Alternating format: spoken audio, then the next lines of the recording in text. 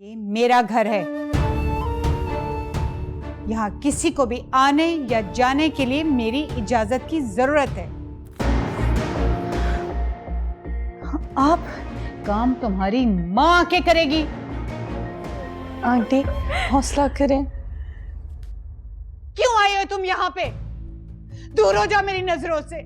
जैसे ही तुम आई हो हमारे घर पे कयामत टूट पड़ी। मेरा बच्चा इस हाल को पहुंच गया। क्या चाहती हो तुम हमसे?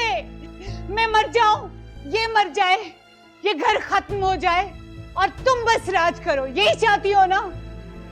इस नहुसत की बेबी को आपने घर पे सजा के क्यों रखा है मॉम? मैंने आपको पहले दिन नहीं कहा था कि इसको निकाल के घर से बाहर फेंक दे। ढाई नहीं, ये मेरी खुशियां खाने के लिए आई है। कोई आया था यहाँ? अम्मी क्यों? मिलने आई थी, उन्होंने तो आपका भी इतना इंतजार किया। क्यों वेट कर रही थी? मुझे किसी ने बताया था कि वो मोहतरमा आज तशरीफ ला रही हैं। आंटी ये मेरा घर है। यहाँ किसी को भी आने या जाने के लिए मेरी इजाजत की जरूरत है। तुमने फोन क्यों नहीं किया मुझे? फोन तो आपके पास है। तो वो क्या रखा है सामने? फोन लगा हुआ है ना घर में। वो मुझे आपका नंबर नहीं याद था। ओह, मेरा नंबर तुम्हें क्यों याद होगा? मेरी कोई वैल्यू हो तुम्हारी नजर में तो नंबर याद रखोगी ना। ऐसा नहीं है। बकवास बंद करो अपनी। आज के बाद अगर कोई इस घर में आएगा तो तुम पहले मुझसे इजाजत दोगे, और अगर मैं तुम्हें परमिट करूंगी तभी कोई आएगा, वरना नहीं। और अगर तुम्हारी अम्मी आ ही गई थी तो ले जाती ना अपनी लाडली को साथ ही। हमारा भी बोझ कुछ कम हो जाता इस परेशानी के वक्त में। कह तो नहीं थी वो। तो फिर गई क्यों नहीं? अहमद ने मना किया था उस दिन। ओह, फर्मा बरदार बीवी। उसको असल में तुम्हारे गुनों का पता नहीं है ना। 2-4 दिन तुम्हारे साथ रह लेता तो उसे भी समझ आ जाती। अगर आपको बुरा लगा है तो मुझे माफ कर दें प्लीज। ड्रामे पास।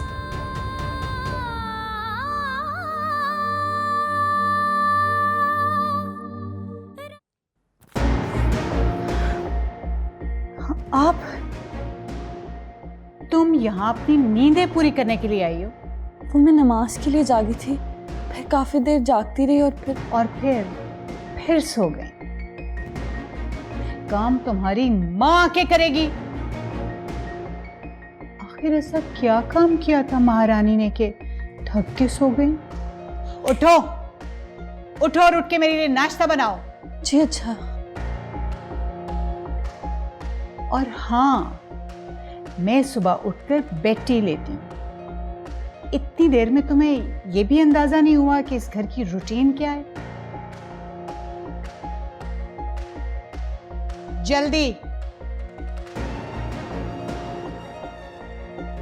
बेटा आपकी अम्मी का फोन आया, वो मैंने होल्ड पे लगा दिया। जी।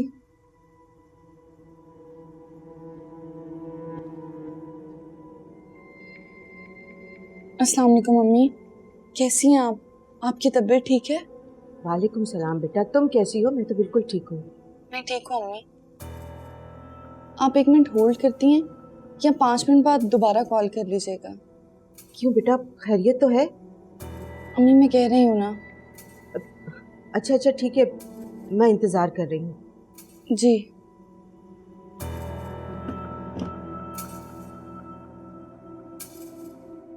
अब क्या तकलीफ है?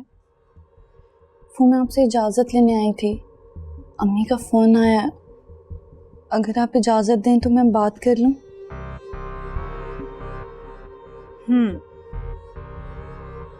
चाय बन गई?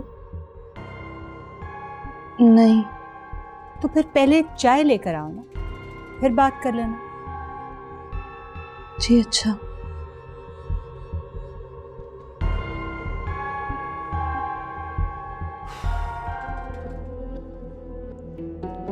आंटी चाय।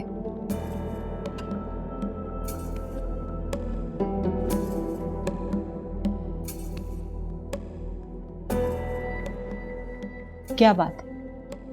क्यों घूर रही हो मुझे? मैं अब अम्मी से बात कर लूं? सब्र नहीं होता? सब्र भी किसी चीज का नाम है। ये कोई इमरजेंसी है तुम्हें? नहीं। तो जाओ। जी अच्छा।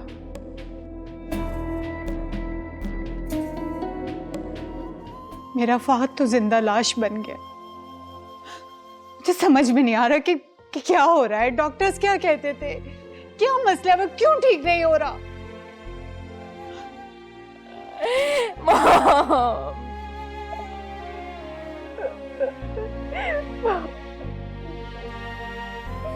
आंटी हौसला करें। क्यों आई हो तुम यहाँ पे? दूर हो जाओ मेरी नजरों से। जैसे ही तुम आई हो हमारे घर पे कयामत टूट पड़ी। मेरा बच्चा इस हाल को पहुंच गया। क्या चाहती हो तुम हमसे? मैं मर जाऊं, ये मर जाए, ये घर खत्म हो जाए और तुम बस राज करो, यही चाहती हो ना? इस नहुसत की बेबी को आपने घर पे सजा के क्यों रखा है मॉम? मैंने आपको पहले तो नहीं कहा था कि इसको निकाल के घर से बाहर फेंक दे। ढाई नहीं, ये मेरी खुशियां खाने के लिए आई है। फात हॉस्पिटल से घर आ चुका है। That's good. ये तो बड़ी अच्छी खबर है। अब जमानत में कोई रुकावट नहीं होगी। इंशाल्लाह। SHO कॉपरेट नहीं कर रहा, इस केस को घरेलू तनाज़ा बना रहा है, मगर मैंने भी अदालत में इत्तफाकी हादसा साबित कर दिया है। लेकिन अहमद यार, तेरी मामा और भाभी के बयानात बड़े अजीब से हैं यार। क्या मतलब? मैं समझा नहीं। तुम्हारी मिसेस ने अभी तक इकरार नहीं किया कि तुमने गोली मारी। लेकिन गोली तो लगी है उससे। देखो, तुम इन चक्करों में मत पड़ो। हो सकता है थानेदार ने खुद से उल्टी सीधी रिपोर्ट बनाकर साइन ले लिए हों। वैसे भी अदालत पुलिस की रिपोर्ट को शक की नज़र से ही देखती है। मैं तुम्हारे घर जा रहा हूँ, तुम्हारी मामा को याद करवा दूँ कि कल उन्होंने अदालत में क्या बयान देना। ठीक है, तुम जाओ, उनसे बात करो। काफ़ी परेशान है मेरे बारे में भी। करता हूँ बात। कल उनकी कोर्ट में पेशी के बाद जमानत भी हो जाएगी और फिर बाद में सारा केस खत्म करवा दूंगा। इंशाल्लाह, अल्लाह करे ऐसा ही हो। इंशाल्लाह। चलो ठीक है, तुम चलो। चल ठीक है, फिर अपना ख्याल रखिए।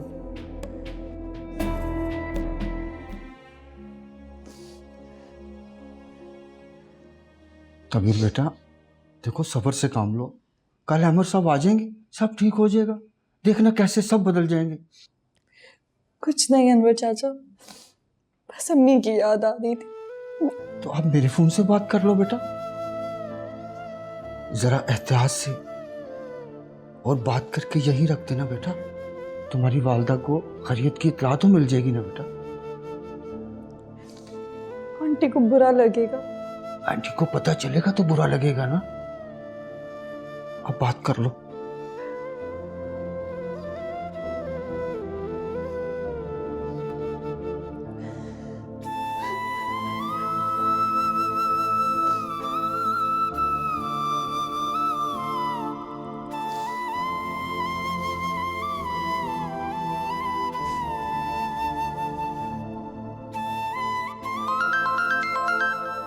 देखो कहीं ताबीर का फोन ना हो। नहीं अम्मी, कोई अननोन नंबर है। मुझे दो, मैं बात करती हूँ। हेलो। अस्सलाम वालेकुम अम्मी। वालेकुम सलाम। अल्लाह का शुक्र है कि तुम्हारी आवाज़ सुनने को मिली। बेटा ये किसके नंबर से कॉल कर रही हो? अम्मी ये घर का ही नंबर है। अच्छा अच्छा। ये बेटा तुम इतना आहिस्ता क्यों बोल रही हो? फहद भाई को डॉक्टर ने घर भेज दिया है। ये अल्लाह का शुक्र है। और कल अहमद की जमानत भी हो जाएगी इंशाल्लाह। इंशाल्लाह। मैंने कल रात तहज्जुद पढ़कर अल्लाह ताला से गिड़गिड़ा कर दुआएं मांगी थी, लगता है कबूल हो गई। अब सब ठीक हो जाएगा। हाँ अम्मी, मेरी बात कराए ना आप ही से। अल्लाह हाफिज अम्मी। हाँ अच्छा बेटा, ठीक है, अल्लाह हाफिज।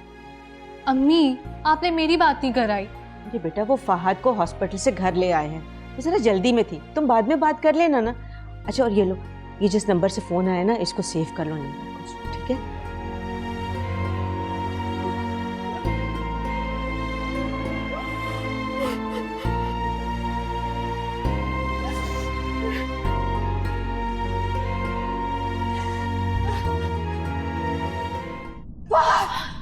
तुम्हें क्या मम्मी बहुत को क्या हो रहा है? अहमद, ये क्या किया तुमने?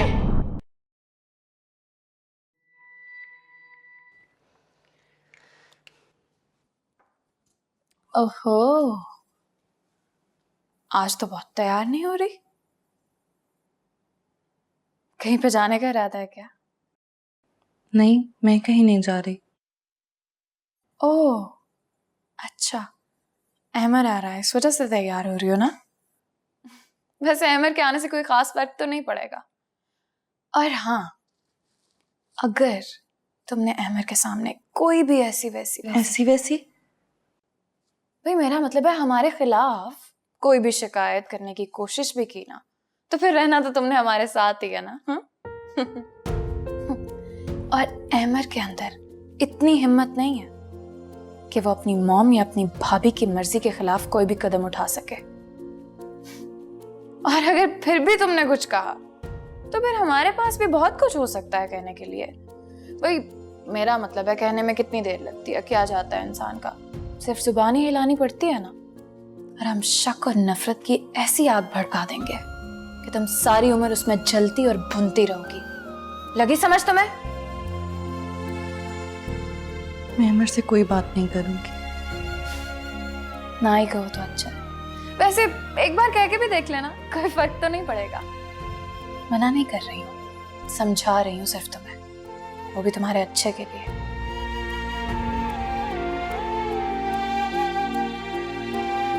कभी अजनबी